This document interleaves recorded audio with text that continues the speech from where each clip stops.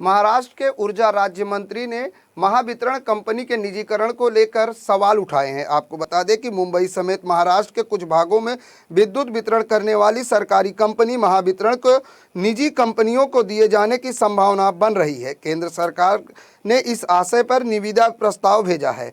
महाराष्ट्र की बात करें तो महाराष्ट्र में महावितरण कंपनी द्वारा कई क्षेत्रों में बिजली प्रोवाइड की जाती है। यदि ऐसा होता है तो महावितरण की करीब 1.25 लाख करोड़ रुपए की संपत्ति निजी कंपनियों के हाथों में चली जाएगी।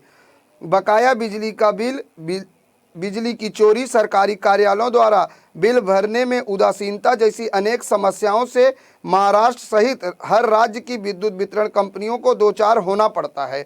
इसी वजह से राज्यों की सरकारी विद्युत वितरण कंपनियां भीषण आर्थिक संकट में हैं।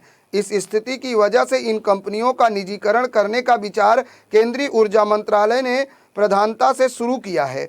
वहीं इस मामले में महाराष्ट्र के ऊर्जा राज्य मंत्री प्रजक्त तनपुरे ने कहा कि महावितरण द्वारा राज्य सरकार, किसान और दूसरे लोगों को बिजली प्रोवाइड कराती है, लेकिन जिस तरीके से अगर इस कंपनी का निजीकरण हो गया तो बकाया बिजली के बिल की वसूली करते समय महावितरण सख्ती नहीं बरतती, लेकिन जब निजीकरण होगा तो इसके वसूली के लिए सख्ती बरती जाएगी और महावितरण कंपनी का निजीकरण हुआ तो वसूली के लिए सख्ती बरती की जा सकती है, जिससे किसानों को परेशानी का सामना करना पड़ सकता है।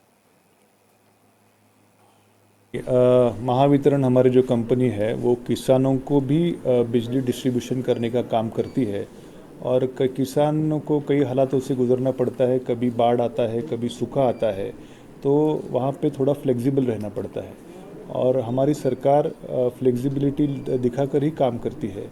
लेकिन कुछ सोर्सेस से ऐसा पता लग रहा है कि मतलब ऐसी चर्चा हमारे तक आ रही है कि ऐसा कुछ कानून आ सकता है कि जिससे कि ये जो डिस्ट्रीब्यूशन कंपनीज है उसका भी कुछ निजीकरण हो सकता है। ऐसे हम कुछ चर्चा हमारे कान पे आ रही है। अभी इसमें मैं ऐसा नहीं कहूँगा कि ऐसा होएगा ही, लेकिन अगर कदम केंद्र सरकार उठाती है तो इससे किसानों को काफ़ी नुकसान पहुँच सकता है। इसलिए ये महावितरण कंपनी हमारे अच्छी काम कर रही है, उसका भी मजबूतीकरण होना आवश्यक।